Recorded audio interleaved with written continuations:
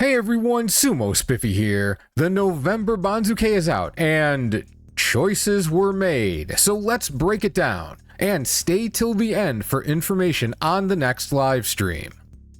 Okay, as usual, we start at the top. As expected, Onosato is the number one Yokozuna, Hoshoryu is Yokozuna West. Kotozakura, he remains the only Ozeki. Anishiki goes to Sekiwake East and Oho to Sekiwake West. Takanosho, again, as expected, Komusubi 1 East. The Hakuoho Takayasu question turned out basically as expected. There was not a good enough reason to promote Hakuoho to Komusubi. He was 8-7 at Maegashira 2 East, that earns him a spot at Maegashira 1 East. Takayasu was in the Sanyaku, they were tied mathematically, the Sanyaku guy should pretty much always win that one. And the fact Takayasu got that little tiny demotion on 6 and 9 before that surprised everyone, there was no reason for that to impact things now. I acknowledge that I did wonder a little if the JSA would let that impact things, but they didn't. It was good. Takayasu's still at Komusubi. We'll see if he can stay there for yet another Basho. A lot of people had Wakamoto Haru at Maegashira 1, and I'm gonna assume that the reason they did that was the same reason I thought about it. They would put him behind a single Sekiwake, but are they gonna put him behind both? As I mentioned in the Guess the Banzuke video, I was pretty sure Wakataka Kage would end up at 1 East, but they might do a goofy split and put his brother in front of Kirishima, but that's not what they did. Wakamoto Haru goes to 2 West, he's only +2, which is a little unfortunate for him, but hey, when the 2 Sekiwake come down and you can't push far enough ahead of them for the Banzuke committee's liking, well, this is sometimes what happens.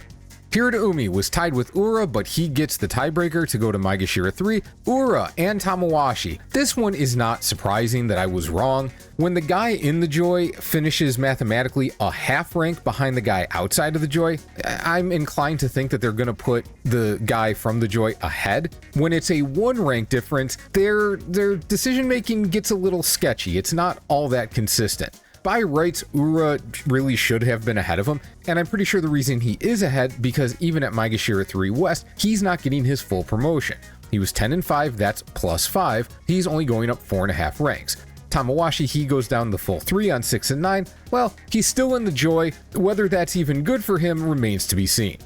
Oshoma, he goes to 4 West, and look, Kusano, man, you seriously need to announce this stuff sooner. I'm scrolling down really slowly because I like to kind of unveil the Banzuke little by little to myself to see if I got the picks right. So I get to Tamawashi, and then I go down a little bit. I'm like, why is this name so long? I'm like, Yoshino Fuji, who the hell is this guy? It was a Fujinokawa incident all over again, except with Fujinokawa, he was just coming up to Makuuchi, and sometimes that's when guys change their name. Okay, fair enough in that case. Why is this happening now? Why is this happening now? Dude, how did he just decide this like a few days ago? Did he decide this a month ago, but nobody said anything? And they expected the news to be out like weeks ago, but the JSA just like dragged their feet on the paperwork because they were going to London or something? Okay. He's in the right spot. 5 East is where he should go. For the Banzuke, this is fine. But, whoa, this threw me off big time when I saw it. And I'm sure I'm not the only one. Go yell at the JSA in the comments. Shodai, he goes to 5 West, as he should have. Now, this one I screwed up, and I know exactly what I did wrong. So Atami Fuji ends up at 6 East. After the Guess the Banzuke deadline, I saw people predict this. I had not even considered this possibility. He was a rank behind Onokatsu mathematically, and yes, they do try to bump guys down with losing records when they can, and Onokatsu was a pretty good candidate for that, because 6 East, he doesn't move. But given Atami Fuji's struggles in the Joy, I mean, I guess I just overestimated how much their opinion of him as a wrestler was, because I don't think it can be good, was going to impact where they put him. I do know for sure that if I had thought of this at all, if I had thought of the Atami Fuji Onokatsu Churinaumi idea, even if I didn't go with it, I would have put Churinaumi at the bottom. Because the reason I had him over here is that I thought it was between Chura and Atami Fuji. Like, one's got to go 6 West, one's got to go 7 East. If I had thought of Atami Fuji at 6 East, and I'm really sort of ashamed that I didn't, that would have been 3 situations, and 2 of them would have had Churinaumi at 7 East. I probably would have put him there. I probably wouldn't have got this one wrong. So that one's definitely my bad. That being the case, I guess in retrospect, I'm not shocked Atami ends up here. Umi still gets a little bit of an overpromotion like this. Onokatsu at least gets a demotion, which, like I said, they are trying to do. I think if it had been almost anyone else from the Joy, I may have been more likely to think of this. I just didn't expect them to be nice to Atami Fuji like this. The Ichi Yamamoto Tobizaru question goes against what a lot of us were expecting. Now, is it shocking? No. Either pick from 8 East would have been either an extreme under demotion or an extreme over promotion, so which way did they want to swing? Well, Tobizaru was ahead mathematically, and that was really the tiebreaker for a lot of us. Ichi Yamamoto technically wasn't in the Joy. He was right on the edge, but he didn't fight anyone in the Sanyaku. So yes, he had to fight some guys higher up who were in the Joy, and maybe that counted for something, I don't really know. I think it's more likely that because Tobizaru was at the bottom of the division, that counted against him more than anything Ichi Yamamoto did counted for him. But because they've been on such a roll making sure guys get demoted enough, I guess this is where their limit is. I mean, it's not like we're likely to see a situation like this again, where the movement of two guys is not only going to be severely skewed, but they're going to end up a rank and a half apart from each other, not just like next to each other. But yeah, okay, there's a limit to how far they're willing to push a guy up just to limit the demotion of somebody else. Cool, well, now we know that. Kinbozan, Midori Fuji, and Daisho all end up staying in place on 7 and 8s. That makes sense. Oh, I forgot to mention, Abi at 7 West, if his arms heal, and his arms were definitely a problem last time, he could just smoke dudes. But I don't think I've ever seen Abi look as unable to fight as he did in September.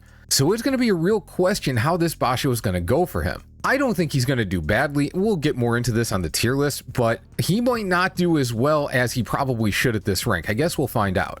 And now for the other thing that I really should have thought of. Now, what a lot of people, I don't know about a lot of people, but some people had, was I had Kota Shoho here at 11 East, and a bunch of people, because I had Fujinokawa here at 10 West, and that only dropped him 1 rank on a 6 and 9 record. So like I said, they're trying to make sure guys get demoted enough. Well, Kota Shoho going up to 10 West, he's already getting a pretty chunky demotion because he had such a bad record. So yeah, Fujinokawa being behind Kota Shoho, that did make sense. If I'd thought of that, there's a good chance I would have done that. It just never occurred to me. So that, again, that one's my bad. But what the hell is this? Why is Fujinokawa at 12 East? Okay, he was at 9 West, he went 6 and 9. This is a 2.5 rank drop. That's not the full demotion. So in a total vacuum, this is whatever. This one makes enough sense. It's fine. But from 9 West, that mathematically brings him down to 12 West. Roga was 7 and 8. That was also 12 West. Shishi was 18 East and he was 10 and 5. So this is a +2. What did we just see with Tobizaru, and what have we seen with guys in recent Banzuke's coming up from the bottom? Their promotions get minimized as long as they're getting at least what they're supposed to get. That's why Shishi was here at 12 East. By the way, when I did the Guess the Banzuke video, I know I had Gonoyama at 12 East. I changed it, obviously. Like, I realized 12 East was too high. I moved him to 13 East, whatever. We're going to get to that. But Shishi, like, why would he get moved ahead of Fujinokawa? Why wouldn't Tomokaze? Why not just move Tomokaze up too? Why not have Tomokaze at 11 West and then get Roga down to 12 West and Fujinokawa here? This one, okay.